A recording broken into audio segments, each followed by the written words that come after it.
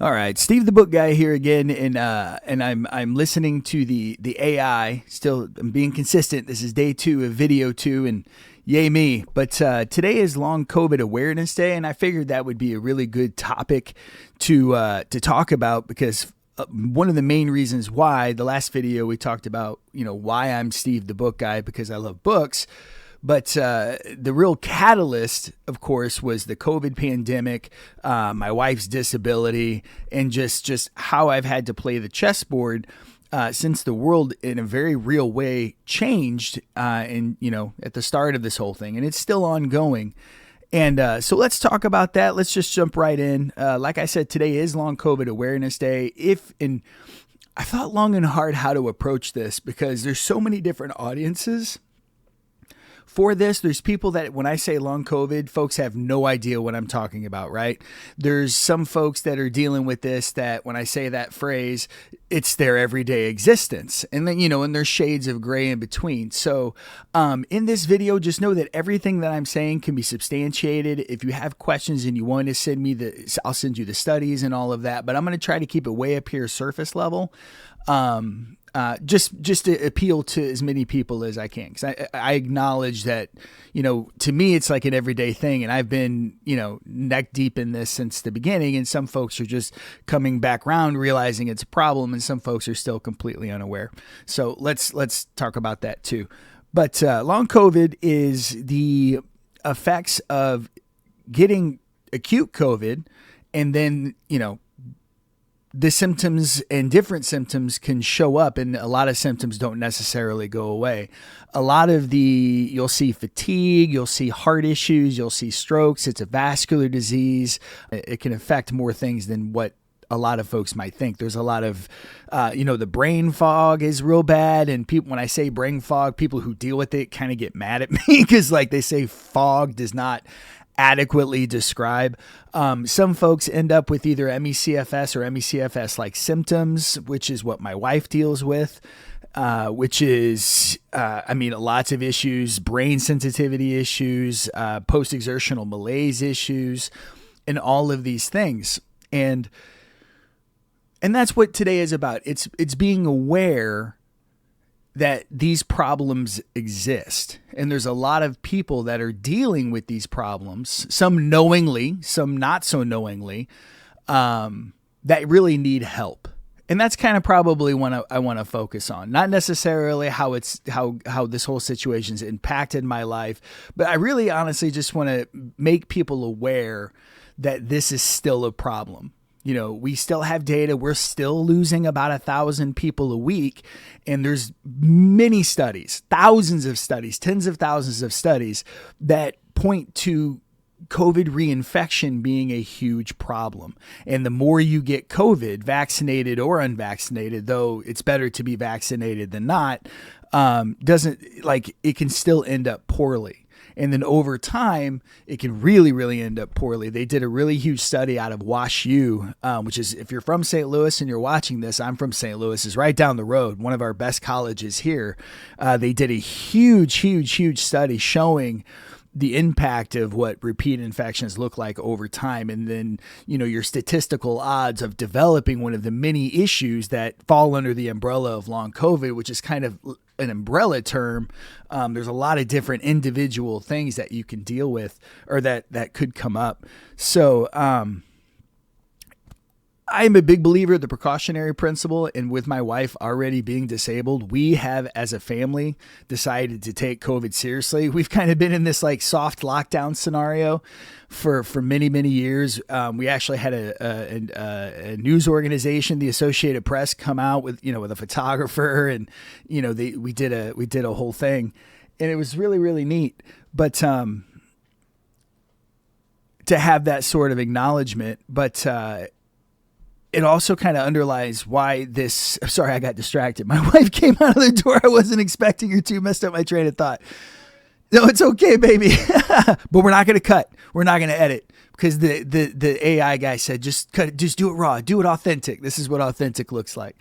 But there's a lot of us that have a situation where we have to keep someone safe because COVID didn't go anywhere. Again, we're still losing at 1,000 people a week. Now, it isn't packing the hospitals through the acute stage like it did then. I fully acknowledge that. And I'm not necessarily advocating for any sort of lockdown. I'm not that guy, but I am a masker. I do understand how like air physics work, and COVID is also airborne. So we have to be really, really, really careful. But our risk tolerance is there. But really, everyone should probably consider being careful because of these long COVID problems.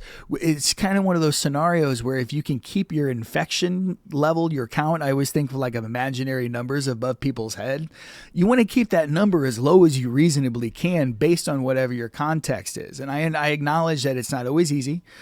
We have been ostracized. I have ostracized many people because I take protecting my wife very personally, and I'm not super patient with those that in my immediate circle that know us super well. And I have not been patient.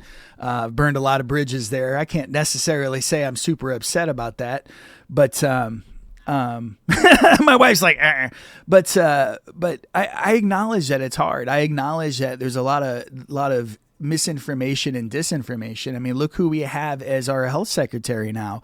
And the guy that's coming up, Jay Bhattacharya, is the guy that did the Great Barrington Declaration that basically encouraged, and the Democrats did it and the Republicans did. I'm equal opportunity. I hate them all. So no one fight in my comments. Yell at me if you're going to yell at anybody. But they almost encouraged getting repeat infected, like completely throwing away the precautionary principle and setting us up for repeat infection. The other big thing with COVID or long COVID, however you want to describe it, is that it beats up your immune system. So as you get COVID more and more, and I couldn't explain it to you mechanistically. There is a billion studies. I can send you some if you'd like. But in whatever way, mechanistically, it does beat up your immune system, which means the colds are going to hit harder. You're going to see things like measles pop up, which is happening. You're going to see things like tuberculosis pop up, which is happening in Kansas. And it's just a really bad beat. And we really need to take a step back on Long COVID Awareness Day, which is what this is all circled around, to really kind of assess, like, are we really doing the right things? Are we really setting ourselves up for failure? 100 years ago, we didn't have sewage and sewer. And then people realized that cholera wasn't miasma, which, and like, we need to separate our waste from the water that we drink. And then we did that, now we have sewer, indoor plumbing. It's the coolest friggin' thing in the world. I super love it. It's amazeballs, as they say. We need to approach cleaning the air in the same context. If we are going to not vaccinate or not have the right vaccine, because the COVID vaccine is not a sterilizing vaccine, which means you can still get infected quite easily. You can still be a carrier, even vaccinated. And unfortunately, even though I think there are a few studies that show that vaccination is percentage points better in helping prevent long COVID, it's still not enough. And if you're out there getting COVID 5, 6, 7, 8, 9 times, you might want to start talking to your doctor and kind of maybe get checked onto what's the hood. And of course, anything and everything I say, do in conjunction with your doctor, but also realize that doctors are not always up to speed on this stuff as well, because they also want to see COVID in the rear view. And there's a lot of continuing education. There's a lot of new studies. And, when folks, masking did become political. So sometimes that's a struggle. And that's a really sad thing because, and I know this is rambly, but I'm just running with it. It's really tough because when you have an immunocompromised person you're trying to take care of, you don't want to have to fight the healthcare staff on airborne precautions. Like, my wife I really need to prevent her from getting sick. Like, she cannot just get continually sick and be okay. Like, her baseline is already going down. So we have to protect that baseline. And it's like, from our perspective, the world has given up. And so, even though neither my wife nor I have long COVID, I do have a lot of solidarity with the long COVID folks because a lot of them, their lives, they look at like how Ashley and I's life when we first started this journey. We're 20, not 20 because she wasn't disabled right out the gate, even though sometimes it does feel that way, but pretty early on, and it's tough. And I see all these people hurting, and the sad thing is when everyone's hurting at once, or so many people are willing and wanting to ignore the source of the pain, these folks can't get help. So there's millions of people right now that need help, that their church isn't listening to them, their doctors aren't listening to them, their spouses, whether male or female, both sides of the coin, aren't listening to them.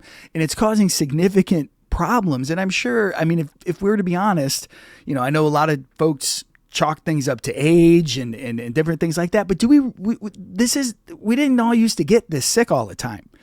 You know, it seems like every single day my Facebook feed is just full of another family sick. And I acknowledge we just went through winter and people generally get more sick through winter. I get all that.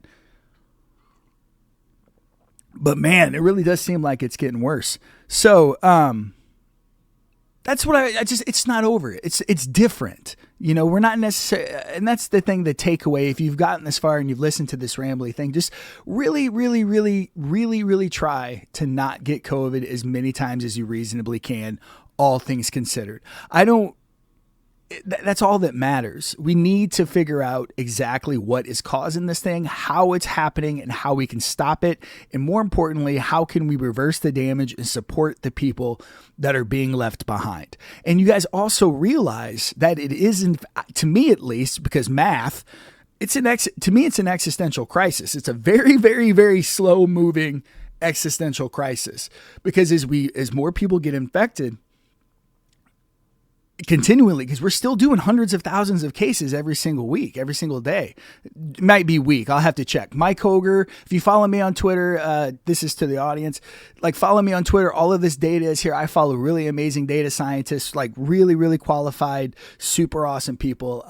So double check everything that I'm saying. Like I acknowledge, you know, I don't want to misspeak and this is live and I'm not going to edit it. Normally I would go back and double check everything. So please double check. But the point is we're posting a ton of cases and a certain amount of them will end up in some sort of long COVID.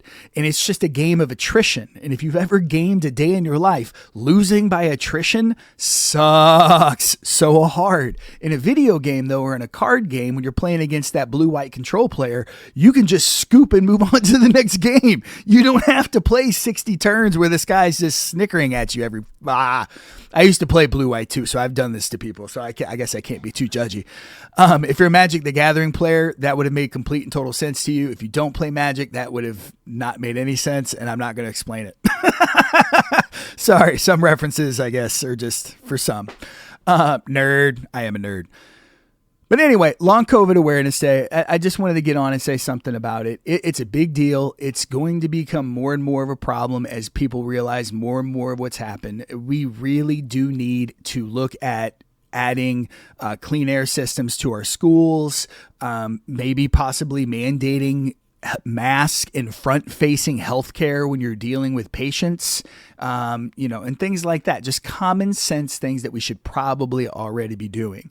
Because remember, if we update the air filtration and all that stuff, and we take this into consideration, it's going to do more than just stop. It won't stop, let's be fair, because you still have near field transmission. In a perfect world, we'd have smaller class sizes too, but let's one thing at a time. Game of inches, right? But if we even just pay attention to that, it'll reduce everything from just normal flu. And if God forbid bird flu become a thing, it would help there probably. It would, of course, reduce COVID. I think tuberculosis can travel through the air. I'm sure measles definitely can, and that's becoming more of an issue. So like if we cleaned the water when we did sewage, it's just time to clean the air. If we want any sort of normalcy and if we want our health to dramatically improve, we've got to address the air, especially as more and more of these airborne diseases become a problem and as more and more of these things come back. Because remember, we didn't have a measles death for 20 years, and now we have 2. A lot of it's vaccination rates. Some of it is, in my estimation, I have not seen a study to back this up. In my estimation, probably has a little bit to do with COVID beating up our immune systems. On top, it just exacerbates anyway. That's all I wanted to say today. I appreciate you hanging out. Long COVID Awareness Day. Check in if you haven't seen a friend or a family member and they've just kind of fallen off the face of the planet. It might be worth checking in on them and seeing how they're doing. You'd be surprised of what folks may or may not have going on behind the scenes. And And it's important, especially because there are definitely, without question, millions of Americans right now that are dealing with some level of problem of a post-COVID condition. And again, it's probably way more than that, because I think a lot of folks are probably dealing with things that they haven't necessarily correlated to their COVID infections, because, and I acknowledge, it's hard to separate the wheat from the chaff, and folks aren't being informed of what the actual data is. And I know this video is data light. It wasn't intended to prove anything. I'm just sharing my perspective. If you want to have that debate about proving and science and all that, please come join me over on Twitter for that. I vent a lot on Twitter, and we have a lot of these conversations, and a lot of the scientists, and I have a lot of the studies and the good folks to follow all in there. And in that way, it's all of the information that I would respond with is at my fingertips. So hit me up on there. I'm Steve the Book Guy. We sell on Whatnot. We do live auctions. That's what all this craziness is for. I call this the Book Cave. We had a show last night. It was super good. Did all that packing. It's all right there, ready to go. Unfortunately, it is Sunday when I recorded this, so I can't send it out. It'll go out first thing Monday morning. But thanks. And I'm going to try to do this every day, whether people watch or not. It's nice to say the words. And like every other 40-year-old man, instead of therapy or friends, this is the way. So very self-aware.